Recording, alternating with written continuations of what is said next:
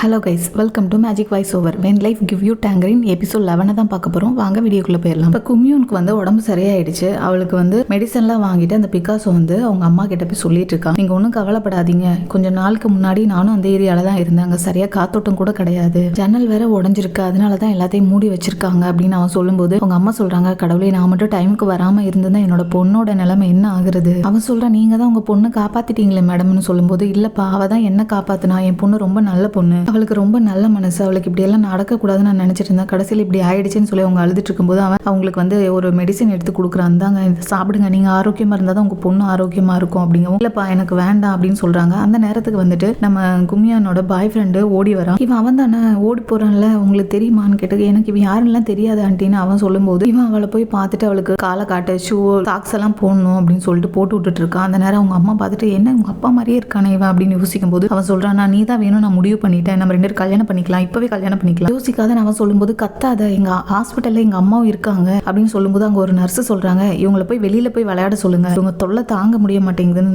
சொல்லிட்டு இருக்காங்க. வந்து அவங்க அம்மா கிளம்பலாம் வெளியேன்னு போகும்போது ஒரு சிஸ்டர் வந்து இதை ஃபார்ம் ஃபில் பண்ணுங்க அப்படின்னு சொல்றாங்க. அப்போ அவங்க ஃபில் பண்ணிட்டு இருக்கும்போது அவன் சொல்றான், நம்ம தான் வந்து மோதிரம் மாத்திக்கிட்டோம்ல, நமக்கு வந்து கல்யாணம் ஆன மாதிரி தானே, அதை முடிவு பண்ணிட்டோம்ல நம்ம தான் அப்படின்னு சொல்லும்போது அவங்க அம்மா அந்த பிளாஷ்பேக் நினைச்சு பாக்குறாங்க, அவங்களும் அப்படிதானே பண்ணாங்க, ரிங்கு மாத்திக்கிட்டு, அவையோ உங்க அப்பா மாதிரியே இருக்கானே, இவனை எப்படிதான் இவ தேடி கண்டுபிடிச்சான்னு தெரியல அப்படின்னு சொல்லிட்டு இருக்காங்க. நான் தான் அந்த ஏரியாவில் இருக்காதுன்னு சொல்றேன்ல, அந்த ஏரியாவே எனக்கு பிடிக்கலன்னு அன்னைக்கே சொன்னேன், என் பேச்சை கொஞ்சமாவது கேட்டேன்னு அவன் கேட்கும்போது, போதும் விடு, என்னைய நானே வந்து மயங்கி இருந்ததுனால டாக்டர் என்ன ரெஸ்ட் எடுக்க சொல்லியிருக்காங்க அப்படின்னு சொல்லிட்டு இருக்கா. நம்ம கல்யாணம் பண்ணிக்கலாம், நீ அப்பார்ட்மெண்ட்டுக்கு வந்து இரு, அந்த இடம் வேண்டாம் உனக்கு, நான் என் ரூம்ல வாட்டர் ஹீட்டர்லாம் இருக்கு அப்படின்னு அவன் சொல்லிட்டு இருக்கும்போது அவ சொல்றா, என்ன டைமண்ட் ரிங் அப் கொடுத்து ப்ரொபோஸ் பண்ணுவேன்னு பார்த்தா வாட்டர் ஹீட்டர் இருக்குன்னு சொல்லி கூப்பிட்டு இருக்க அப்படிங்கிறா. அவங்க அம்மா, இந்த பசங்களை வெக்கமே இல்லை, எப்படிலாம் பேசிட்டு இருக்காங்க ரெண்டு பேரும் சொல்லிட்டு இருக்காங்க, நீ தினமும் ராத்திரி லேட்டா நைட்டு தனியா மலையை ஏறி போற உங்க ரூமுக்கு, உங்க ரூம்ல வசதி கிடையாது, ஒரே ஒரு சிங்கிள் ரூம் தான், டெய்லியும் வந்து வேலைக்கு போயிட்டு படிச்சுட்டு கஷ்டப்பட்டு வர, உனக்கு ஃபோன் பண்ணி பேசணும்னா உங்க ஹவுஸ் ஓனர் வேற திட்டுறாரு, யாரையாவது பாரு உன் கூட படிக்கிற பொண்ணுங்கெல்லாம் இப்படி எல்லாம் இருக்கிறாங்களா, உனக்கு மட்டும் ஏன் இவ்வளோ கஷ்டம், இப்பெல்லாம் எனக்கு நினைச்சாலே பயமா இருக்கு, நியூஸ் எல்லாம் பாக்குறது இல்லையா, கண்ணுமிக்கிற நேரத்துல யாருக்கெல்லாம என்னெல்லாமோ ஆகுது, உனக்கு மட்டும் ஏதாவது ஆயிருந்தா நான் உயிரோடயே இருக்க மாட்டேன்னு அழுகும்போது, என்ன நீ மிலிட்டரிக்கெல்லாம் போயிட்டு வந்து சின்ன பையன் மாதிரி இப்படி எமோஷனலா அழுதுட்டு இருக்குன்னு அவ கண்ணை தொடச்சு விட்டுட்டு இருக்கா. நீ செத்துட்டா நானும் செத்து போயிடுவேன் அப்படின்னு அவன் சொல்லும்போது அவ சொல்றா,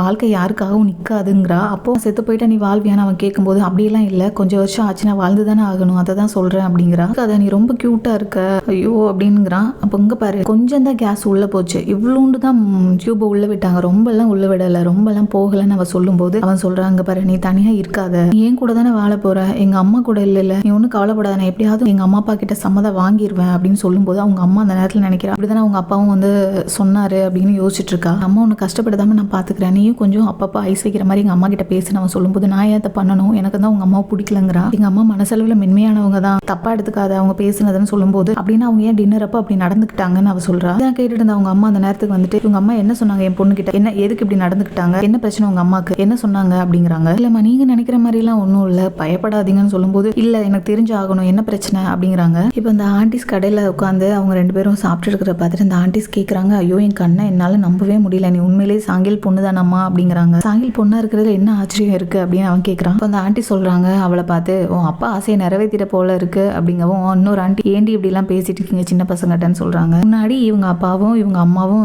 இதே டேபிள்ல உட்காந்து தான் காஃபி குடிச்சாங்க, பிளைன் டேட்டுக்காக வந்திருந்தாங்க, கொஞ்சம் விட்டுருந்தா நீங்க ரெண்டு பேரும் அண்ணன் தங்கச்சி ஆயிருந்திருப்பீங்க அப்படின்னு அவங்க சொல்லும்போது இன்னொரு ஆண்டி சொல்றாங்க, பேசாம ரேசனுக்கு தெரிஞ்ச நாக்கு இழுத்து வச்சு அறுத்துருவா, இதெல்லாம் நீ சொல்லாத அப்படிங்கவும், என்ன இவங்க என்ன பெரிய ரோமியோ ஜூலியட்டா அப்படிங்கவும், ஆமா இன்னொரு கதெல்லாம் இருந்துட்டு போட்டோம் அப்படின்னு உண்மையை சொல்லிட்டாங்க. இவங்க ரெண்டு பேருக்கு ஒரே அதிர்ச்சி ஆயிடுச்சு. இங்க அவங்க அம்மா அவங்க கிட்ட கேட்டுட்டு இருக்காங்க, உங்க அம்மாக்கு என் பொண்ணு கிட்ட என்ன விஷயம் பிடிக்கல அப்படிங்கிறாங்க. அந்த நேரத்தில் அந்த பிகாசோ இருக்கார்லையே அவர் வரும்போது அந்த சிஸ்டர் சொல்றாங்க, நீங்க வந்து யாங்கோட கார்டியன் தானே, இந்த ஃபார்மை ஃபில் பண்ணுங்க, கார்டியன்கிற முறையில் நீங்க தான் சைன் பண்ணணும் அப்படிங்கவும், அது வந்து நான் இல்லை அப்படிங்கவும், நீங்க இல்லையா, அப்ப நீங்க தானே அந்த பொண்ணை இப்படி தூக்கிட்டு வந்தீங்க அப்படிங்கிறாங்க. அப்ப அவன், நீங்க எதுக்கு இவளோட கார்டியன் சொல்லியிருக்கீங்கன்னு அவன் கேட்கும்போது அவங்க அம்மா, பேச்சை மாத்தாத, இவனை எனக்கு பிடிக்கவே இல்லை அப்படிங்கிறாங்க, எனக்கு இந்த பையனை சுத்தமா பிடிக்கவே இல்லை அப்படிங்கிறாங்க அவங்க அம்மா. இந்த பக்கம் அவங்க பையன் வந்துட்டு, நீங்க சொல்லுங்க ஆண்டி உண்மையை, எங்க அம்மாவும் அவங்க அப்பாவும் டேட் பண்ணாங்களா இல்லையா, எனக்கு உண்மை தெரிஞ்சு ஆகணும்னு கேட்டுட்டு இருக்கான். சொல்றேன், ஆனா நீ இதை போய் உங்க அப்பா கிட்ட உளரக்கூடாது வீட்டுல அப்படிங்கவும், இன்னொரு ஆண்டி சில விஷயங்கள் சொல்லணும் சில விஷயங்கள் சொல்லக்கூடாதுங்கிறாங்க. அப்ப அந்த ஆண்டி சொல்றாங்க, ரெண்டு பேரும் டேட் எல்லாம் பண்ணல, ஆனா கல்யாணம் பண்ணிக்கிறத பத்தி யோசிச்சாங்க அப்படின்னு சொல்றாங்க. இவனுக்கு ரொம்ப அதிர்ச்சி ஆயிடுச்சு, அப்படியே ரொம்ப சோகமா வெளியில போறான். அப்ப அந்த ஆண்டி சொல்றாங்க, உனக்கு இப்ப சந்தோஷமாடி அப்படிங்கிறாங்க. இப்போ அவங்க அப்படி சிரிக்கிறாங்க,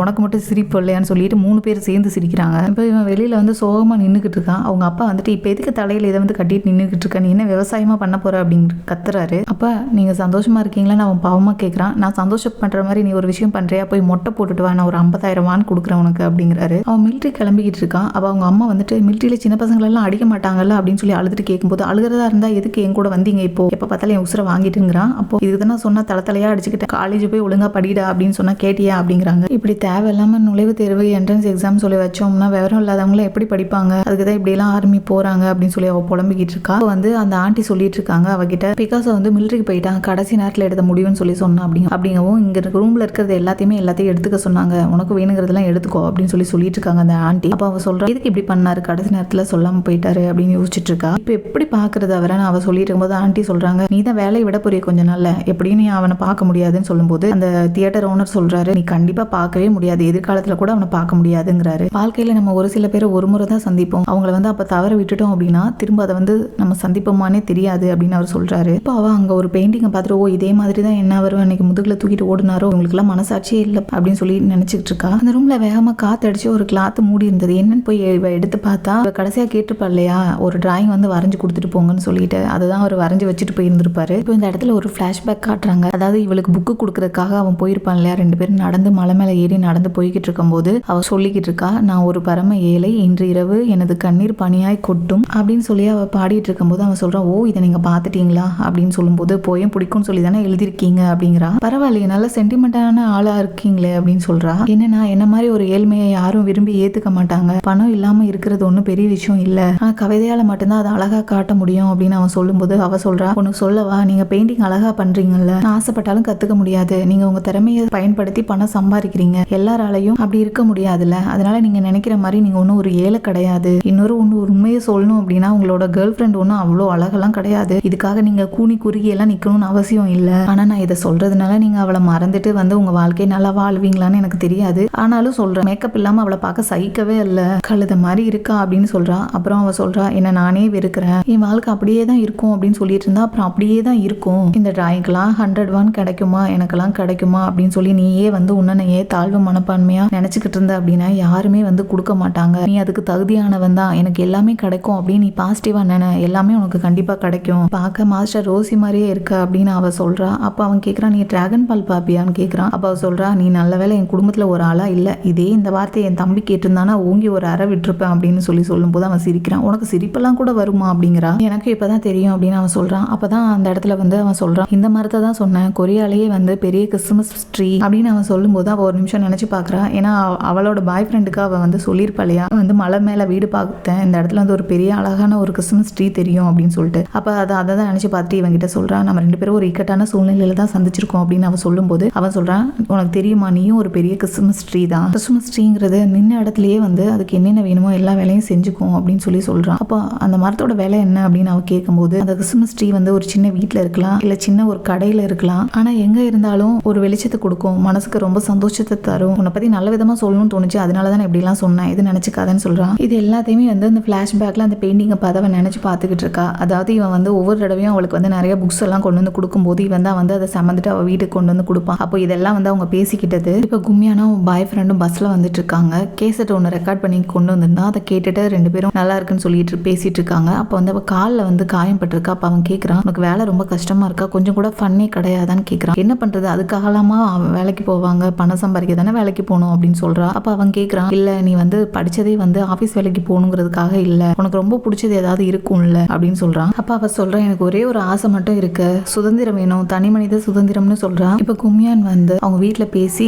கும்மியானோட பாய் ஃப்ரெண்ட் அவங்க வீட்டுல பேசி எல்லாரும் வந்து மேரேஜுக்காக பேசுறதுக்காக ஒரு ரெஸ்டாரண்ட்ல வெயிட் பண்ணிட்டு இருக்காங்க. கும்மியானோட அம்மா அப்பா வந்து என்னாச்சு இன்னும் அவங்க வரல, நாங்க இதுக்காக தான் வந்து ஃபிளைட் பிடிச்சி இவ்வளவு சீக்கிரமா வந்து அவங்களுக்கு காத்துக்கிட்டு இருக்கோமா அப்படின்னு சொல்லி கேட்கறாரு. இல்லப்பா சோல்ல கொஞ்சம் டிராபிக் அதிகம், இப்ப வந்துகிட்டு இருக்காங்கன்னு சொல்றான். அப்ப அவங்க அம்மா சொல்றா, எதுக்கு இப்ப பதட்டப்படுற, என்ன பதட்டப்படாதுன்னு எப்ப பார்த்தாலும் சொல்லுவேன், நீ எதுக்கு இப்ப பதட்டப்படுற அப்படிங்கவும் அவங்க அப்பா, இது சரி வராது, இது ஒத்து வராது அப்படின்னு சொல்றாரு. அப்போ அவன் வேகமா வந்து, சாரி அங்கிள் ஆண்டி, லேட்டா வந்ததுக்கு ரொம்ப சாரி, நாங்க டிராபிக்ல மாட்டிட்டோம் அப்படின்னு அவன் சொல்றான். அந்த நேரத்துக்கு அவங்க அம்மா அப்பாவும் வராங்க. அப்ப கும்மியான் ஆண்டி, டிராபிக் ரொம்ப இருந்ததா, வர்றதுக்கு லேட் ஆயிடுச்சு, வாமிட் எதுவும் வர மாதிரி இருந்துச்சா அப்படின்னு அவ கேட்டுட்டு இருக்கா. அப்ப வந்து இல்ல கொஞ்சம் லேட் ஆயிடுச்சுன்னு அவங்க இன்சல்ட் பண்ணி விட்டுறாங்க. அவங்க அம்மா அதை கூட பெருசா எடுத்துக்காம, பரவாயில்ல நாங்க ஒன்னும் நினைச்சுக்கல, டிராபிக்னால தானே நீங்க லேட்டா வந்திருக்கீங்கன்னா அவங்க வந்து சிரிச்சுக்கிட்டு இருக்காங்க. இப்போ இவர் வந்து அவர்கிட்ட இன்ட்ரடியூஸ் ஆகிறதுக்காக கை கொடுக்கும்போது இவர் கை வந்து நடுங்குது. அப்பதான் அவ அதை பாக்குறா. இவர் முதல் முறையை இப்பதான் கை கொடுத்து நான் பாக்குறேன், எப்படி நடக்கப்படுறாரு, நான் தான் வந்து பொண்ணோட அப்பா அப்படின்னு சொல்லி இன்ட்ரடியூஸ் ஆகிக்கிறாரு. இப்போ இப்போ அவர் சொல்லிட்டு இருக்காரு, என்ன பண்றது, எல்லாருமே கல்யாணத்துக்கு கண்டிப்பா ஒத்துக்கிட்டு தான் ஆகணும். ஏன்னா என் பையன் வந்து கல்யாணம் பண்ணிக்கிற மூடுல இருக்கான், கல்யாணத்தை தள்ளி போடக்கூடாது, அதனால பண்ணி வச்சிடலாம் எல்லாரும் பேசி அப்படின்னு சொல்லி தான் நானும் என் மனைவி கிட்ட ஓகே சொல்லிட்டேன்னு சொல்லிட்டு இருக்காரு. அவர் சொல்லிட்டு இருக்காரு உங்க அப்பா கிட்ட, என் பையன் சீக்கிரம் வந்து உங்க பொண்ணை கல்யாணம் பண்ணிட்டு வேற ஏதாவது பேர் வச்சு செல்லமா பெட்டு வச்சு கூப்பிடணும், எப்ப பார்த்தாலும் கும்மியான் கும்மியான் கூப்பிட்டு இருக்கான், ஏன்னா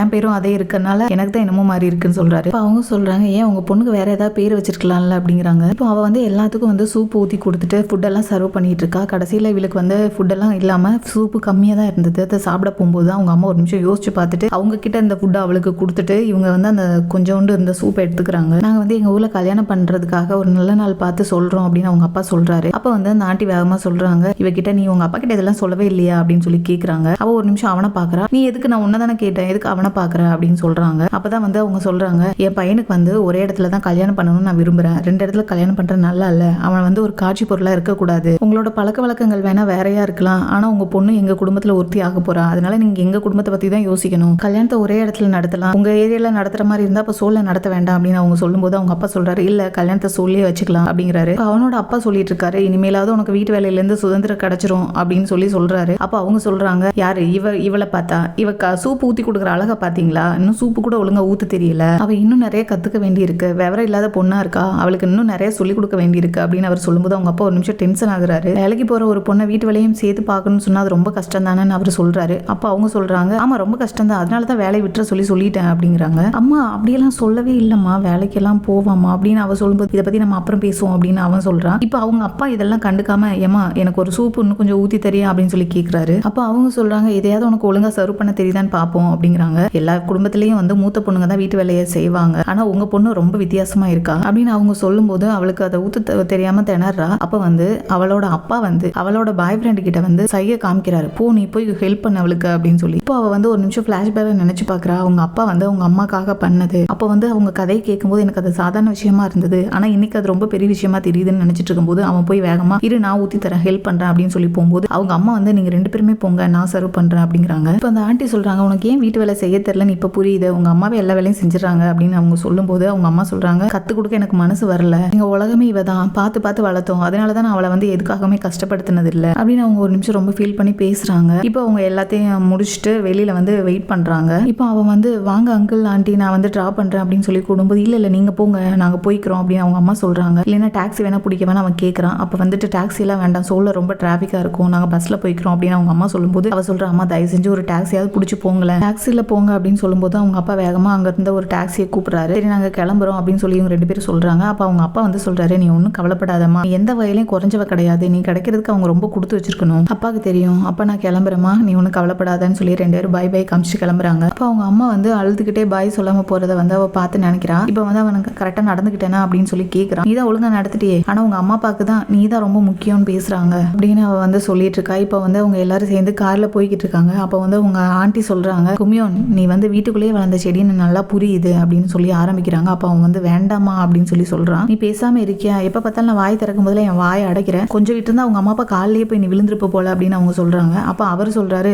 நம்ம வீட்டுல போய் பேசிக்குவோம், எதுனாலும் இங்க பேச வேண்டாம் அப்படிங்கிறாரு. அவங்க அம்மா அப்படி பேசினது யாருக்கும் தப்பா தெரியலையா, வீட்டு வேலையை கத்து கொடுக்கலையா, அந்த அளவுக்கு செல்லமா வளர்த்தாங்களா, அந்த அளவுக்கு செல்லமா வளர்ந்த பொண்ணா, இதுக்குதான் இந்த பொண்ணை வேண்டான்னு சொன்ன அப்படின்னு அவன் சொல்லும்போது அம்மா போதுமா அப்படின்னு கத்துறான். அப்ப அவ சொல்றா, சரிதான் ஆண்டி நீங்க சொல்ற சரிதான், நான் வீட்டுல வளர்ந்த செடிதான், சின்ன வயசுல என் கால் கூட தரையில படாம என்ன ரொம்ப செல்லமா வளர்த்தாங்க, அவங்கள பொறுத்த வரைக்கும் நான் வந்து ஒரு பெரிய தங்கு பொக்கிச்சோம், அதனால தயவு செஞ்சு நான் உங்ககிட்ட கெஞ்சி கேட்டுக்கிறேன், இனிமேல் நீங்க இப்படி ஒரு தடவை மோசமா என்கிட்ட நடந்துக்காதீங்க, அது என் அம்மா அப்பா மனசை கஷ்டப்படுதுன்னு அவ சொல்லும்போது ஐயோ என் நேரம்ப்பா இதெல்லாம் கேட்கணும்னு அப்படிங்கிறாங்க. இங்க அவங்க அம்மா கார்ல அவங்க அப்பா கிட்ட அவளை பத்தி திட்டிட்டு வராங்க. சமைச்சு போடுறதுக்காக அவளை காலேஜுக்கு அனுப்புனேன், நான் என்ன பேசினாலும் என்கிட்ட சண்டைக்கு வருவா, ஏத்தேத்து என்ன பேசுவா, ஆனா அவங்க அம்மாவை வந்து ஒரு வார்த்தை பேசுறாள் அவ அப்படின்னு அவர் சொல்லும்போது அவர் சொல்றாரு, நீ ஏன் கோவப்பட்ட அப்படின்னு அவர் கேட்கும்போது அவங்க சொல்றாங்க, அவளுக்கு அம்மா அப்பா நம்ம 2 பேரும் இங்க இருக்கோம் அப்படிங்கும்போது அவர் சொல்றாரு, அதை என்ன பண்றது எல்லாம் தெரிஞ்சுதானே இருக்கும் அப்படின்னு சொல்லும்போது அவங்க கேட்கறாங்க, நீங்க எப்படி எல்லாத்தையும் சகிச்சுக்கிட்டீங்க, இந்த கல்யாணம் வேண்டவே வேண்டாம்னு சொல்லுவீங்கன்னு பார்த்தேன் அப்படின்னு சொல்லி அவங்க சொல்றாங்க. அப்ப அவர் சொல்றாரு, ஆமா இவன் வேண்டவே வேண்டாமா உனக்கு, இந்த கல்யாணம் வேண்டாம்னு நான் சொல்லலாம்னு தான் நினைச்சேன், ஆனா அவளுக்கு அவனை தானே ரொம்ப பிடிச்சிருக்கு, அதனாலதான் எனக்கு சொல்ல தோணலன்னு அவர் சொல்றாரு. அவளுக்காக தான் நம்ம எல்லாரும் பண்றோம், விடுமா பாத்துக்கலாம், நீ ஒன்னும் வருத்தப்படாதான்னு அவர் சொல்றாரு. அப்ப அவங்க சொல்றாங்க, நான் அவளுக்காக எல்லாத்தையும் செய்வேன், அவ கல்யாணத்துக்கு என்னென்ன தேவையோ எல்லாமே செய்வேன், என்னால முடியாதுன்னு எதுவுமே இல்லை, என் தகுதிக்கு மீறி நான் எல்லாமே செய்யணும், நம்ம கொடுக்குற வரதட்சணை பார்த்து அவங்க ரொம்ப ஆச்சரியப்படணும், கும்மியானோன்னு ஆனா அனாதை கிடையாது, அம்மா அப்பா நம்ம இருக்கோம், அந்த அளவுக்கு நம்ம பொண்ணுக்கு நம்ம நிறைய செய்யணும் அப்படின்னு அவங்க சொல்லும்போது அவர் சொல்றாரு, நீ ஆசைப்பட்ட மாதிரியே எல்லாமே செய்யலாம் கவலைப்படாத அப்படிங்கிறாரு. கும்மியானோட மாமியார் வந்து பர்ச்சேஸ் கூப்பிட்டுருப்பாங்க, அதனால அவங்க அம்மா அம்மாவும் அவளும் வந்து வேகமா ஓடிக்கிட்டு இருக்காங்க. டைம் ஆயிடுச்சு, சீக்கிரம் வாமா, இதுக்கு தான் நான் சொன்னேன் அப்பவே டாக்ஸி எடுத்துக்கலாம்னா நீ கேட்குறியா அப்படின்னு சொல்லும்போது அவங்க அம்மா சொல்றாங்க, ஏன் கொஞ்சம் லேட்டானா அவங்க பொறுத்துக்க மாட்டாங்களா? அந்த அம்மா என்ன எஜமானி அம்மாவா, கரெக்ட் டைமுக்கு போகணுமா, நான் வரமாட்டேன் அப்படின்னு நிற்கிறாங்க. அம்மா சீக்கிரம் வாங்க, ரோடு கிராஸ் பண்ணணும்னு கூப்பிட்டா இல்லை நான் வரமாட்டேன், எனக்கு கால் வலிக்குதுங்கிறாங்க. அம்மா லேட்டாக போனால் உங்களுக்கு பிடிக்காது, டைம் ஆகிட்டு இருக்கு, சீக்கிரம் வாங்கன்னு கூப்பிடும்போது என்ன அந்த அம்மா எப்போ பார்த்தாலும் வாட்சை பார்த்துட்டே உட்காந்துட்டு இருக்குமா? லேட்டாக போனால் என்னவா அவங்களுக்கு? அன்னைக்கு மட்டும் எங்களை 1 மணி நேரம் உட்கார வச்சிருந்தாங்க, இப்போ அது தப்பு இல்லையா அப்படின்னு அவங்க சொல்லும்போது அவ சொல்றா, உங்களுக்கு பிரச்சனை என்னதாம்மா, ஏமா இப்படி பண்றீங்க, வாங்க போலான்னு கூப்பிடும்போது இல்லை நீ என்கிட்ட மட்டும் ரொம்ப கத்தி கத்தி அதிகாரம் பண்ற, அவங்க கிட்ட மட்டும் ஒன்றும் பேச மாட்டேங்கிற, அவங்க கிட்ட ஒரு அடிமை மாதிரி நடந்துக்கிட்ட அப்படின்னா அது எங்களுக்கும் அசிங்கம் தான், உன்னை பெத்த எங்களுக்கும் அசிங்கம் தான் அப்படின்னு அவங்க சொல்றாங்க. அப்படியே அவங்க வந்து ஷாப்க்கு வந்துடுறாங்க. இங்க வந்து ஒருத்தவங்க வந்து இந்த ட்ரெஸ்ல நீங்க ரொம்ப அழகா இருக்கீங்க, பிங்க் கலர் உங்களுக்கு நல்லா இருக்கு, இதுல பார்க்க அப்படியே 30 வயசு பொண்ணு மாதிரி இருக்கீங்கன்னு சொல்லும்போது அப்படியா அழகா இருக்கனான்னு சொல்லி அவங்க கேட்கும்போது என்னாச்சு எனக்கு ட்ரெஸ் சொல்லு, நீ வாட்டுக்கு அமைதியா இருக்க அப்படின்னு அவங்க பொண்ணை கேட்கும்போது அவங்க சொல்றாங்க, அம்மா பூ போட்டது வேண்டாமா, பிளைன் எடுத்துக்கோமா அப்படின்னு சொல்றா. அப்போ அவங்க சொல்றாங்க சரி ஓகே, அப்ப இதுலயே வந்து பிங்க் இருக்கான்னு நான் பாக்குறேன் அப்படிங்கிறா. அப்போ கும்மியான்னு சொல்றா, அம்மா இது உங்களுக்கு 2வது தடவை வாய்ப்பு கிடைக்குதுமா, உங்களுக்கு என்ன ட்ரெஸ் பிடிச்சிருக்கோ கண்டிப்பா அதை எடுத்துக்கோங்கம்மா அப்படின்னு சொல்லி அவ கேட்கும்போது அவங்க சொல்றாங்க, அப்படின்னா எனக்கு வந்துட்டு பூ போட்டதா வச்சு நிறைய செமையா ஃப்ளவர் டிசைன்ல இருக்கும்ல அது மாதிரி வேணும், அதுதான் வந்து கல்யாணத்துக்கு ஒருத்தவங்க கூட போட்டுட்டு வந்தாங்கன்னு சொல்லிக்கிட்டு இருப்பா. அப்ப வந்து அந்த ஷாப்ல இருக்கவங்க சொல்றாங்க, ஓ அதுவா, கண்டிப்பா அது மாதிரி நான் வச்சு தச்சு தரேன், அந்த மாதிரி ஃப்ளோரல் டிசைன் வச்ச ட்ரெஸ் எல்லாம் போட்டீங்கன்னா நீங்க தான் கல்யாண பொண்ணு மாதிரி அவ்வளோ அழகா இருப்பீங்க, நீங்க ரொம்ப இளமையா இருக்கீங்க, அழகா இருக்கீங்க அப்படிங்கிறாங்க. அப்ப அந்த ஆண்டி வந்து ஃபர்ஸ்ட் காட்டினா எனக்கு எமரல் கலரில் தான் வேணும் அப்படிங்கிறாங்க. அப்ப அவங்க இருந்துட்டு இல்ல ஆனா இவங்களுக்கு பிங்க் தான் நல்லா இருக்கும் அப்படின்னு சொல்லும்போது நீயா கல்யாணம் பண்ணிக்க போற அப்படிங்கிறாங்க அந்த ஆண்டி. அப்ப கும்மியான என்ன சொல்றான்னா, அதாவது பிங்க் கலர் தான் எங்க அம்மாவுக்கு ரொம்ப பிடிக்கும் அப்படின்னு சொல்லும்போது அவங்க சொல்றாங்க, இல்ல பிங்க் கலர் பளிச்சுன்னு இருக்கும், கல்யாணத்துக்கு எங்க சொந்தக்காரங்களும் வருவாங்கங்கிறாங்க அந்த ஆண்டி. இப்ப அந்த ஆண்டியும் அவங்க அம்மாவும் உட்காந்து பேசிட்டு இருக்காங்க. அப்ப அவங்க அம்மா சொல்றாங்க, நாங்க என்ன கிஃப்ட் கொடுத்தாலும் நீங்க வாங்க மாட்டீங்க, அதனாலதான் உங்களுக்கு இந்த கிஃப்ட்டை வாங்கிட்டு வந்தேன் அப்படின்னு சொல்றாங்க. பரவாயில்ல இருக்கட்டும்ங்கிறாங்க. அப்புறம் உங்களுக்கு என்ன பிடிக்கும் பிடிக்காதுன்னு நீங்க சொன்னீங்கன்னா நாங்க அதையே பண்ணிடுவோம் அப்படின்னு சொல்றாங்க. அப்ப வந்து அவங்க சொல்றாங்க, பரவாயில்ல உங்களுக்கு பிடிச்சதை செய்யணும்னு நினைக்கிறீங்களா, அதுவே நான் பெரிய விஷயமா பாராட்டுறேன் அப்படிங்கிறாங்க. செய்யறத பாராட்டணும்னு சொல்ற நீங்க நான் கொடுக்கறதையும் ஏத்துக்கணும், இதை நீங்க வாங்கிக்கணும் அப்படின்னு அவங்க சொல்லும்போது அவங்க ஆண்டி சொல்றாங்க, சரி கவலைப்படாதீங்க நான் இதை வாங்கிக்கிறேன் அப்படின்னு சொல்லிட்டு அதை எடுத்து டக்குன்னு ஓரமா வச்சிடுறாங்க. அப்ப அவங்களுக்கு கொஞ்சம் ஹர்ட் ஆகுது. அப்புறம் அவங்க சொல்றாங்க, என் பொண்ணு வந்து நீங்க எதிர்பார்த்த மாதிரி இல்லை அப்படின்னா கூட நல்ல அறிவானவ, ரொம்ப சிந்திக்கிறவ, அவளை உங்களுக்கு கண்டிப்பா பிடிக்கும் நான் வந்து நம்புறேன், அதே மாதிரி உங்க பையனை எனக்கு பிடிச்சிருக்கு, என்ன அப்படின்னா என் பொண்ணுக்கும் உங்க பையனை பிடிச்சிருக்கு, உங்க பையனுக்கும் என் பொண்ணை பிடிச்சிருக்கு, அவர் அவளை ரொம்ப நல்லா பாத்துக்கிறாரு, அதனாலயே எனக்கு அவரை ரொம்ப பிடிச்சிருக்கு அப்படின்னு சொல்லி சிரிக்கிறா. அப்ப அவங்க சொல்றாங்க, நான் ஒரு விஷயம் சொல்லட்டா, நானும் இதை பத்தி பேச வேண்டாம் அப்படின்னு சொல்லி தான் நினைச்சேன், ஆனா ஒரு சில விஷயங்கள் மனசுல அடக்க முடியல அப்படின்னு சொல்லும்போது இவ வந்து அவனை சொல்றா, நீ எதுக்கு இவ்வளவு லேட்டா வந்த, அவங்க 2 பேரும் பேசிட்டு இருக்காங்க, நமக்காக தான் வெயிட் பண்றாங்க அப்படின்னு அவ சொல்லும்போது 2 பேர் தனியாவா இருக்காங்க அப்படின்னு அவன் சொல்லும்போது ஏன் என்ன பிரச்சனை, ஏன் உன் முடி இப்படி களைஞ்சிருக்கு அப்படின்னு அதை சரி பண்ணிட்டு இருக்கா. அப்ப அவன் வந்து வா சீக்கிரம் போவோம், வா சீக்கிரம் போலாம் அப்படின்னு சொல்லி அவளை இழுத்துட்டு அவன் ஓடிக்கிட்டு இருக்கான். இப்ப அந்த ஆண்டி சொல்லிட்டு இருக்காங்க, எந்த ஒரு தாயுமே தன்னோட குழந்தை நல்லா இருக்கணும் அப்படிங்கிறதுக்காக என்ன வேணாலும் செய்வாங்க, ஆனா நான் இந்த ஒரு விஷயத்த சொல்லல அப்படின்னா காலம் பூரா நான் இதை சொல்லாம விட்டுட்டேன்னு கொஞ்சம் வருத்தப்படுவேன் அப்படின்னு அவங்க சொல்லும்போது அவ கொஞ்சம் தயங்கி என்னன்னு கேக்குறா, நீங்க தயவு செஞ்சு இந்த கல்யாணத்தை நிறுத்திடுங்க, நான் என் கௌரவத்தை விட்டு கொடுக்கணும்னு எவ்வளவு தடவை முயற்சி பண்ணேன், ஒரு அம்மாங்கிற முறையில உங்களுக்கு புரியுது இல்ல, உங்களுக்கு உங்க பொண்ணு எப்படி அதே மாதிரி தான் என் பையன் எனக்கு, அவன் என்னோட பொக்கிஷம், நான் இப்படி சொல்றதுக்கு என்ன மன்னிச்சிருங்க, எனக்கு உங்க பொண்ணு பிடிக்கவே இல்லை, நான் எவ்வளவு முயற்சி பண்ணாலும் என் மனசு ஏத்துக்கவே இல்லை, இதுக்கப்புறம் இது நடக்கணுமா என்ன அப்படிங்கிறாங்க. நம்ம பசங்க கிட்ட நாம தான் பேசி புரிய வைக்கணும், கல்யாண நாள் நெருங்குறதுக்கு முன்னாடிக்குள்ள புரிய வச்சிடலாம் அப்படின்னு சொல்றாங்க. அப்படி அவங்க மூஞ்சில அடிச்ச மாதிரி பேசுறத பார்த்துட்டு அவங்க ஒரு நிமிஷம் அழுது ஃபீல் பண்ணி கேக்குறாங்க, என் பொண்ணு கிட்ட உங்களுக்கு என்ன பிடிக்கல அப்படிங்கறத கொஞ்சம் சொல்றீங்களான்னு கேக்குறாங்க. இப்போ அவங்க பேசி முடிச்சுட்டு வந்ததுக்கு அப்புறம் அவங்க அம்மா கிட்ட வந்து அவ கேக்குறா, ஏமா இப்படி உட்கார்ந்துகிட்டு இருக்கீங்க, அவன் எவ்வளவு கஷ்டப்பட்டான் தெரியுமா, நீங்க ஏன் இவ்வளவு டல்லா இருக்கிறீங்க அப்படின்னு கேக்குறா. அவன் கஷ்டப்பட்டா இப்ப என்ன அதுக்கு அப்படிங்கிறாங்க கோவமா. அவனை உனக்கு அந்த அளவுக்கு பிடிச்சிருக்கா அப்படின்னு கேட்கும்போது ஆமா பின்ன என்ன அப்படிங்கவும் அவங்க கிட்ட அப்படி என்னத்தை கண்டு அவங்ககிட்ட என்ன இருக்கு அப்படின்னு திட்டுறாங்க அவங்க அம்மா. அப்போ அவன் வந்து உங்களுக்கு அவனை பிடிக்கலையா அப்படின்னு கேட்கும்போது ஆமா எனக்கு அவனை பிடிக்கல அப்படிங்கும்போது ஏன் அப்படிங்கிறா. மனசு ஏத்துக்கல, அவன் என்ன அவ்வளவு ஸ்பெஷலா, நீ இன்னும் காலேஜ் கூட முடிக்கல, அதுக்குள்ள அவனுக்காக என்கிட்ட எவ்வளவு பேசுற, எல்லாம் என் நேரம் அப்படிங்கிறா. இப்ப நீங்க எதுக்கு இப்படி எல்லாம் பேசுறீங்க, எதுக்கு என் மேல இவ்வளவு கோவத்தை காட்டுறீங்க, நான் தான் உங்ககிட்ட சொன்னல உங்களுக்கு பிங்க் கலர் பிடிக்கும்னு சொல்லிட்டு தானே வேண்டாம் நான் சொன்னேன், அப்படி உங்களுக்கு அது பிடிக்கலன்னா அவங்க அம்மா முன்னாடியே நீங்க மூஞ்சில அடிச்ச மாதிரி சொல்லிருக்க வேண்டியதானே அப்படின்னு அவ கத்தும்போது அவங்க அம்மாவும் கத்துறாங்க. நாளை பின்ன என்னால வந்து உங்களுக்குள்ள பிரச்சனை ஆயிடக்கூடாதுல்ல, அவ அதை மனசுல வச்சுட்டு உங்ககிட்ட கத்தக்கூடாதுல்ல, அதுக்காக தான் நான் அமைதியா இருந்தேன் அப்படின்னு கத்துறாங்க. மற்றபடி அவளுக்கு கீழே வந்து நான் இருக்கேன்னு நினைச்சலாம், நான் ஒன்றும் வருத்தப்படலை, எனக்கு பேச தெரியாமலாம் இல்லை, நான் உனக்காக மட்டும்தான் நான் அமைதியா இருந்தேன் அப்படின்னு அவ சொல்லும்போது அவ கேட்குறா, அவங்க அம்மா ஏதாவது சொன்னாங்களா அப்படின்னு கேட்குறா. அதுக்கு அவங்க அம்மா அழுதுகிட்டே முதல் முறையா குழந்தைய ஸ்கூலுக்கு அனுப்புற அம்மா வந்து சண்டையே போட மாட்டா, ஏன்னா அந்த குழந்தை வந்து எப்பவுமே ஸ்கூல்ல நல்லா இருக்கணும்னு நினைப்பா. அதே மாதிரி முதல் முறையை நான் எப்படி உங்ககிட்ட சண்டை போடுவேன், ஒரு வாழப்போற குடும்பத்துக்கு கூட நீ இருக்கும்போது அதை பத்தி நான் எப்படி எப்படி பேசுவேன் அப்படிங்கிறாங்க. அம்மா உங்களுக்கு என்ன தோணுதோ தயவு செஞ்சு சொல்லுங்க, நீங்க யாருக்காகவும் எனக்காக அடங்கி போக வேண்டாம், அதனால நீங்க சொல்லுங்க அப்படிங்கும்போது நீ சரியான முடிவெடு அப்படிங்கிறாங்க. தயவு செஞ்சு எனக்காக யோசிச்சு ஒரு நல்ல முடிவா எடு, நாளை பின்ன அந்த பொம்பளை கிட்ட நீ போய் கஷ்டப்படுறத நானும் உங்க அப்பாவும் பார்த்தனா கண்டிப்பா பாக்குற நேரத்திலேயே நாங்க வந்து செத்துருவோம் அப்படின்னு அவங்க சொல்றாங்க. இப்ப அந்த ஆண்டி அவங்க பையனை பார்க்க அப்பார்ட்மெண்ட் வரும்போது வெறுக்கிறத பார்த்துட்டு பயங்கரமா கோவப்பட்டு கத்துறாங்க. அப்ப வந்து அவன் சொல்றான், இது என்னோட முடிவுதாம்மா, எனக்கு முடிவெடுக்க உரிமை இல்லையா, நான் தான் அவளை வர சொன்னேன் அப்படின்னு சொல்லும் போது அவங்க பயங்கரமா கோவப்பட்டு அவட்ட கேக்குறாங்க, உனக்கு சொந்த வீடு இருக்கா, இல்ல நிறைய பணம் வச்சிருக்கியா, இல்ல என் பையனை என்கிட்ட இருந்து பிரிச்சு கொண்டு போயிட்ட அப்படின்னா உனக்கு தங்குறதுக்கு வீடு கிடைக்கும்னு நீ நினைக்கிறியா அப்படின்னு அவங்க கேட்கும்போது அவங்க பையன் சொல்றான், அம்மா நீங்க இப்படி எல்லாம் பேசுறதுனாலதான் உங்களை விட்டு நான் வெளியே போகணும்னு நான் முடிவு பண்ணேன் அப்படின்னு அவ சொல்லும்போது, நீ என்னத்த பேசி என் பையனை இந்த அளவுக்கு மயக்கி வச்சிருக்க அப்படிங்கிறாங்க. என் பையனை நீ எப்படி வேணாலும் ஆட்டி வைக்கலாம் நினைச்சுக்கிட்டு இருக்கியா அப்படின்னு கேட்கும்போது அவங்க, அம்மா நீ தயவு செஞ்சு நான் சொல்ற கேளுங்க அப்படிங்கிறான். அப்ப அவ சொல்றாங்க, பாருங்க வீட்டை விட்டு வந்துட்டு நான் அவங்க கிட்ட சொல்லவே இல்லை அப்படிங்கும்போது செய்யறதையும் செஞ்சுட்டு இப்படி இல்லைன்னு சாதிக்கிறியா அப்படிங்கிறாங்க. வீட்டுல நீ யாரு மாதிரிமா, உங்ககிட்ட எத்தனை தடவை சொல்றது, உன்னை பத்தி நான் என்ன நினைக்கிறேன்னு உங்க அம்மா கிட்ட நான் வெளிப்படையாவே சொல்லிட்டேன், அதையும் மீறி அவங்க என் மகனை மருமகனாக்கிக்க அவ்வளவு துடிக்கிறாங்களா அப்படின்னு அவங்க சொல்லும்போது அவன் தடுக்கிறான், அம்மா வாங்க நம்ம வீட்டுல போய் பேசிக்கலாம், நீங்க கிளம்புங்கன்னு சொல்லும்போது அவ கேட்கறா, நீங்க எங்க அம்மா கிட்ட என்ன சொன்னீங்க அப்படின்னு கேட்கறா. உங்க அம்மா உங்ககிட்ட எதுவுமே சொல்லல, அசிங்கமா இல்ல, நான் அவ்வளவு தூரம் எடுத்து சொல்லி உங்க அம்மா என் குடும்பத்துக்கு உன்னை அனுப்பணும்னு அவ்வளவு தூரம் துடிக்கிறாங்க அப்படின்னு அவன் சொல்லும்போது அவன் வந்து தடுக்கிறான், அம்மா போதுமா இதுக்கு மேல ரொம்ப பேசாதீங்க அப்படிங்கிறான். அவங்க கிட்ட என்ன சொன்னீங்கன்னு அவ கேட்கறா. அப்ப வந்து அவ சொல்றா, நம்ம 2 பேரும் சேர்ந்து கல்யாணத்தை நிறுத்திடுவோம் நான் சொன்னேன், ஏன் இதை சொல்றதுக்கு எனக்கு உரிமை இல்லையா அப்படின்னு அவங்க சொல்ற கேட்டா ஒரு நிமிஷம் அழுகுறா. அப்ப வந்து இங்க வந்து அவர் சொல்லிட்டு இருக்காரு, எனக்கு அந்த பொம்பளை பார்த்தா பிடிக்கவே இல்லை, நீ அழகா இருக்கிறத பார்த்து உங்களுக்கு பொறாம, அதனாலதான் நீ கேட்ட கலர் அன்னைக்கு வாங்கி கொடுக்காம இருந்திருக்காங்க அப்படின்னு சொல்றாரு அவங்க அப்பா. எனக்கு அதெல்லாம் பிரச்சனை இல்லை, அவங்க மட்டும் என் பொண்ணை நல்ல விதமா நடத்துவேன்னு எனக்கு வாக்கு கொடுத்துருந்தாங்கன்னா அவங்க என்ன ட்ரெஸ் கொடுத்துருந்தாலும் நான் வந்து போட்டிருந்திருப்பேன் அப்படின்னு அவங்க சொல்லும்போது அவர் சொல்றாரு, நம்ம பொண்ணை யாருக்கு தான் பிடிக்காம இருக்கும், பழகுனா எல்லாருக்குமே ரொம்ப பிடிச்சி போயிடும். உனக்கு ஞாபகம் இருக்கா ஸ்கூல் படிக்கும்போது ஒரு சார் வந்து எப்ப பார்த்தாலும் அவளை திட்டிக்கிட்டு அடுப்பு கறி கொண்டு வான்னு சொல்லிட்டே இருப்பாரு, கடைசியில அவளுக்கு வந்து பெஸ்ட் அவார்டு ஸ்டூடெண்ட் அப்படின்னு சொல்லி அவர் தான் கொடுத்தாரு பிரைஸ் அப்படின்னு சொல்லும்போது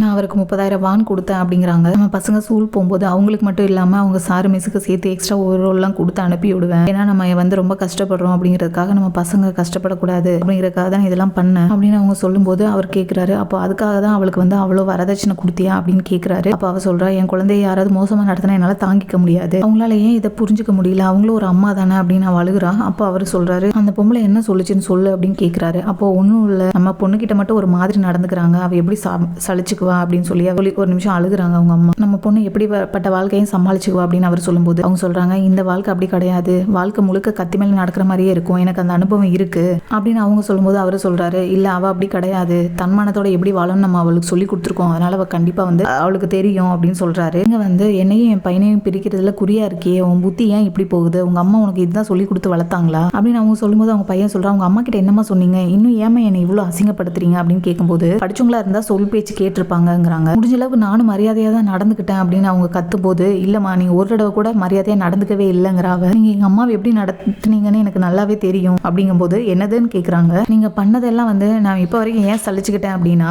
நாங்கள் வந்து ஏழை குடும்பம் அப்படிங்கிறதுக்காக கிடையாது, நான் எதிர்த்து பேசினா அவனுக்கு தான் அசிங்கமா இருக்கும், அதுக்காக தான் நான் இப்போ வரைக்கும் அவனுக்காக எல்லாம் சகிச்சுக்கிட்டேன். ஆமாம்மா என்னது நான் இவனை அவமானப்படுத்தினேன்னா, உங்க அப்பனோட கையை பார்க்கும்போது எனக்கு அவன் ஒரு கூலி தொழிலாளின்னு நினைக்க தெரிஞ்சது அப்படின்னு அவங்க சொல்லும்போது அவன் வந்து வேகமா நிறுத்துங்கமான்னு ஓடி வரான். அப்போ அவ சொல்றா, எனக்கு அது வந்து அவமானமா தெரியல, எனக்கு எங்க குடும்பத்தை நினைச்சு எந்த அவமானமும் இல்லை, நான் அந்த கல்யாண பேச்சு ஆரம்பிச்சதுலேருந்தே நானும் எங்க குடும்பத்தில் இருக்கவங்களும் உங்களை விட நாங்கள் மரியாதையாக தான் நடந்துக்கிட்டோம் அப்படின்னு அவ சொல்லும்போது அவங்க சொல்றாங்க, கல்யாண பத்திரிக்கை அடிச்சிச்சுன்னா கல்யாணம் முடிஞ்சிச்சுன்னு நினைக்கிறியா, நான் நினைச்சேன் இந்த கல்யாணத்தை இப்பவே நிறுத்தி காட்டுவேன், பாக்குறேன்னு கத்துறாங்க. அப்போ அவ வந்து எனக்கு இந்த கல்யாணம் வேண்டாங்கிறா, எனக்கு இந்த வாழ்க்கையும் வேண்டாம் அப்படின்னு சொல்லிட்டு அவனை பார்த்து எங்க அம்மா அப்பாவை கொண்டுட்டு நான் எப்படி உன் கூட வாழ முடியும் அப்படின்னு சொல்லிட்டு அவ அழுகும்போது, எனது நீ இந்த கல்யாணத்தை நிறுத்துறியா, நீ எல்லாம் இந்த கல்யாணத்தை நிறுத்துறியா அப்படின்னு சொல்லி அவங்க அம்மா கேட்கும்போது, அம்மா பிரச்சனை இன்னும் பெருசு பண்ணாதீங்க நிறுத்துங்க அப்படின்னு சொல்லவும், ஏன்டா ஏன் வாய் அடக்குற, நீ வந்து என்னோட பிரைட், நீ என்னோட வாழ்க்கை அப்படின்னு கத்தும்போது அவ சொல்றா, அவனோட வாழ்க்கை அவனோடது, இப்போ நீங்க வாழ்றதா சொன்ன இந்த வாழ்க்கை முழுக்க முழுக்க அவனுக்கு சொந்தமானது. அப்பதான் அந்த பிளாஷ்பேக் காட்டுறாங்க. அவங்க அம்மா வந்து கேக்குறாங்க இல்லையா, என் பொண்ணு கிட்ட அப்படி என்ன உங்களுக்கு பிடிக்கலன்னு கேட்கவும், உங்க பொண்ணு ரொம்ப புத்திசாலி தான், ஆனா அவகிட்ட கல்யாணத்தை பத்தி நம்ம பேசுறோம், 2 குடும்பம் ஒரே அந்தத்துல இருக்கணும் அப்படின்னு நான் விருப்பப்படுறேன் அப்படின்னு அவங்க சொல்லும்போது, நான் என் பொண்ணு ஒரு நாள் கூட பட்னியா இருக்க விட்டதில்லை, நான் ஆசைப்பட்ட எல்லாத்தையுமே நான் செஞ்சிருக்கேன் அப்படின்னு அவங்க ஃபீல் பண்ணும்போது அவங்க சொல்றாங்க, ஒரு ஏழை குடும்பத்துல பிறந்தா அவளோட துரதிர்ஷ்டம் அவளை விட்டு போகுமா, காலத்துக்கும் கூட வரும்ல, ஒரு செடி முழுசா வளர்றதுக்கு முன்னாடியே அது மேல நிழல் விழுந்தா வளர முடியுமா அப்படின்னு சொல்லிட்டு, இந்த மாதிரி சொல்றதுக்கு என்ன மன்னிச்சிருங்க, ஆனா என் மனசுல இருக்கிறத நான் சொல்லிட்டேன், அது மட்டும் இல்லாம வெளிப்படையா எல்லாத்தையும் சொன்னதுக்கு அப்புறம் தான் என் மனசுல இருக்க பாரமே குறைஞ்சிருக்குங்கிறாங்க. கரெக்டா தான் நீங்க சொல்றது, இப்போ உங்க பாரம் குறைஞ்சிருச்சு, ஆனா இதனால யாரோட மனசு உடைய போகுது தெரியுமா, உங்க பையனோட மனசு தான் உடைய போகுது, இதனால அவன் மனசு சுக்குநூறா உடஞ்சிரும் அப்படின்னு அவங்க சொல்றதை வந்து இவங்க நினைச்சு பார்த்துட்டு இருக்காங்க. அதே மாதிரி தான் இவளும் சொல்றா, உங்க பையனோட வாழ்க்கையை திருடி நீங்க வாழ்றீங்க அப்படின்னு அவ சொன்னதை தான் இவங்க இன்னும் நினைச்சு ஃபீல் பண்ணிட்டு இருக்காங்க. அப்பதான் அவங்க பையன் நேரத்துக்கு உள்ள வந்துட்டு, இன்னும் நீங்க தூங்கலையாமான்னு கேட்கும்போது தயவு செஞ்சு ரொம்ப குடிக்காதப்பா அப்படின்னு அவங்க சொல்லும்போது அவன் நீங்கள் போய் தூங்குங்கன்னு சொல்கிறான். அப்போ அவங்க அழுதுகிட்டே கேட்குறான், தயவு செஞ்சு எல்லாத்தையும் நிறுத்திடு, இந்த வீட்டில் நான் எதையுமே பேச முடியல, நான் ஏன் இப்படி இருக்கணும், நான் ஏன் இப்படி ஒரு வாழ்க்கையை வாழணும்னு அழுகுறாங்க. போய் தூங்குங்கம்மா அவன் சொல்லும்போது அவங்க சொல்கிறாங்க, உன்னை நான் கஷ்டப்பட்டு வளர்த்து ஆளாக்குனதுக்கு உன் பொண்டாட்டி என்னை இப்படி தான் நடத்துவாளா அப்படின்னு சொல்லி அவங்க அழுகும்போது அவன் சொல்கிறான், உங்களுக்காக மட்டும் எப்போவுமே நினச்சி கண்ணீர் சிந்துறீங்களேம்மா, என்னை பற்றி எப்பயாவது நீங்கள் நினச்சி பார்த்துருக்கீங்களா அப்படின்னு அவன் சொல்லும்போது, உனக்கு குறை சொல்கிற அளவுக்கு என்னப்பா ஆச்சு, நீ எல்லாத்துக்குமே எமோஷனல் ஆகுற, நான் உனக்காக தான் எல்லாமே செஞ்சேன், உனக்காக மட்டும்தான்ப்பா இப்போ வரைக்கும் நான் வாழ்கிறேன், நீ மட்டும் அந்த பொண்ணை கல்யாணம் பண்ணியிருந்தீங்கன்னா நீ ரொம்ப கஷ்டப்பட்டிருப்ப, கடைசியில் என்னை இப்படி ஆக்கிட்டியே, பெத்த அம்மாவை இப்படி அசிங்கப்படுத்துறியே அப்படின்னு சொல்லி அழுகுறாங்க. நீதான் என் வாழ்க்கைன்னு நினைச்சு உனக்காகவே நான் வாழ்ந்தேன் இப்போ வரைக்கும் அப்படிங்க அவங்க அழுகும்போது அவன் சொல்றான், உங்க வாழ்க்கை இல்லம்மா, என் வாழ்க்கையில தான் நான் ஆசைப்பட்டது எதுவுமே எனக்கு கிடைக்காம போயிடுச்சு, ஆனா கடைசியா இப்போ நீங்க தான் சந்தோஷமா இருக்கீங்க, இதுக்கு தானே நீங்க ஆசைப்பட்டீங்க, இப்போ நீங்க வாழுங்க, சந்தோஷமா வாழுங்க, என் கல்யாண போட்டோல சிரிச்சிட்டு இருக்கிறது நீங்க மட்டும்தான் அப்படின்னு அவன் சொல்றான். அதாவது இது எல்லாமே வந்து அவங்க பிளாஷ்பேக்ல வந்து அவங்க நினைச்சு பார்த்துக்கிட்டு இருக்காங்க. இப்போ கரண்ட்ல நடந்துகிட்டு இருக்கு, அவங்களோட மருமக வந்து ரொம்ப கொடுமைப்படுத்திட்டு இருக்காங்க, அதனாலதான் இவங்க இப்படி ஃபீல் பண்ணி பேசிட்டு இருக்காங்க. இப்போ திரும்ப இந்த சீனை கட் பண்ணி இவங்க கரண்ட்ல பேசினதை காட்டுறாங்க. இப்போ அந்த அபார்ட்மெண்ட்ல இருந்து அவ வெளியில வரா. அப்போ ஒரு நிமிஷம் நில்லு, நான் சொல்ற கேளுன்னு அவன் சொல்லும்போது அவ சொல்றா, உங்க அம்மா என் அம்மாவை அளவிச்ச விஷயம் வந்து உனக்கு தெரியுமா, ஆனா இப்போ நான் வந்து அழமாட்டேன் உங்க அம்மா சொன்னதுக்காக அப்படின்னு அவங்கிட்ட சொல்லிட்டு வந்து இங்க கால் டாக்ஸில போகும்போது விழுந்து அழுதுகிட்டே போறான். இப்போ அவ போற இடத்துக்கு எல்லாமே அவன் ஃபாலோ பண்ணி வரான். ஆனாலும் அவன் விடவே இல்லை, அவன் தொடர்ந்து திரும்ப வந்துகிட்டே இருக்கான். அம்மாவுக்கு போய் ஒரு நல்ல பையனா வாழ நான் சொல்லிட்டேன்ல, இனியாவது உன் லைஃபை போய் நீ நல்லா வாழ, எதுக்கு என் பின்னாடியே சுத்திக்கிட்டு இருக்கேன்னு கத்துறா. நான் இல்லாம நீ வாழ்ந்துருவியா, இன்னும் நம்ம ஒரே ஒரு தடவை முயற்சி பண்ணி பார்ப்போம், கடைசியா ஒரே ஒரு வாய்ப்பு கூட அவன் கேட்கறான். அப்பதான் அவன் கேட்கறான், நான் திரும்ப உன் கூட வந்து கேவலப்படுத்துறது அசிங்கப்படுத்துறதெல்லாம் நீ வந்து பார்க்கணும்னு நீ நினைக்கிறியா அப்படின்னு அவன் சொல்லும்போது அவன் சொல்றான், நீ இல்லாம நான் வாழ முடியாது, நான் இல்லாம நீ வாழ்ந்துருவியான்னு கேட்கறான். ஆமா, நீ இல்லாம தான் நான் சந்தோஷமா வாழ்வேன்னு நினைக்கிறேன், நீ என் வாழ்க்கையில வரவே கூடாதுன்னு நான் நினைக்கிறேன், அப்பதான் நான் சந்தோஷமா இருப்பேன் அப்படின்னு அவ கோவமா பயங்கரமா திட்டிட்டு அழுகுறா ஒரு நிமிஷம். அப்போ உடனே அவன் போய் அவளை ஹக் பண்றான். நான் உன்னை என்ன கட்டிப்பிடிக்க சொல்லவே இல்லையேன்னு சொல்லி அழுதுட்டு இருக்கு. அப்புறம் மறுபடியும் பனி பயங்கரமா கொட்டிக்கிட்டு இருக்கு. இவளை பாக்குறதுக்காக அவன் காரில் வெயிட் பண்ணிட்டு இருக்கான். அவன் வந்து சொல்றா, ரொம்ப நேரம் நிக்காத, பனி ரொம்ப கொட்டுது, அப்புறம் உறைஞ்சு செத்துருவ போ அப்படின்னு சொல்றா. அப்போ அவன் கார்ல இருந்து இறங்கி வந்து, இப்பயாவது உன் கோவம் போயிடுச்சா, நான் மறுபடியும் ஃப்ளவர்ஸ் கொடுக்குறேன் ஏத்துக்கோ அப்படின்னு சொல்றான். உன் பிறந்த நாளுக்கு எனக்கு எதுக்கு ஃப்ளவர்ஸ் கொடுக்குற அப்படின்னு சொல்லி அவ கேட்கறா. அப்போ வந்து, இல்ல நீ கொடுக்கல, அதனால நான் கொடுக்குறேன் அப்படின்னு சொல்றான். நீ ஏன் ஷூ போடாம அங்க நிக்கிற, ரொம்ப சில்லுன்னு இருக்குல்லன்னு அவ போய் காலை தொடுறான். அப்போ வந்து அவ சொல்றா, இங்க பாரு, போது எல்லாம் நிறுத்திக்கோ, இதுக்கு மேல என்னால முடியல, என் மனசுல தெம்பும் இல்ல, எல்லாம் முடிஞ்சிருச்சுன்னு அவ சொல்லும்போது, அப்போ உண்மையிலேயே எல்லாம் முடிஞ்சிருச்சா, அவ்வளவுதானா, நீ என்ன காதலிக்கலையான்னு சொல்லி அழுகுறான். அப்போ அவ சொல்றா, நான் உன்னை காதலிக்கிறேன், எப்படி காதலிக்காம இருப்பேன், நான் எப்பவுமே உன்னை ரொம்ப காதலிக்கிறேன், அதே மாதிரி என்னையும் காதலிக்கிறேன், இனிமே நான் எங்க அம்மாவை பார்க்க கூட போக மாட்டேன்னு அவன் சொல்லும்போது, நீ எதுக்கு உங்க அம்மா விட்டுட்டு வரணும் எனக்காக, உனக்கு ஏதாவது ஒரு கஷ்டம் அப்படின்னா அது எனக்கும் கஷ்டம் தான், இது செட் ஆகாது, நம்ம ரெண்டு பேரும் கல்யாணம் பண்ணிக்கிட்டாலும் ஒருத்தர் வெறுக்க தான் செய்வோம், இது செட் ஆகாதுன்னு சொல்லும்போது அவன் அழுகுறான். ஏங்கி சின்ன குழந்தை மாதிரி, என்னால உன்னை விட முடியாது, உன்னை மறக்க முடியாதுன்னு சொல்லி அழுகுறான். அப்போ வந்து அவன் அந்த ஃப்ளவரை வச்சுட்டு அவன் முடிய கோதி விட்டுட்டே சொல்றான், அதனால வாழ முடியும்,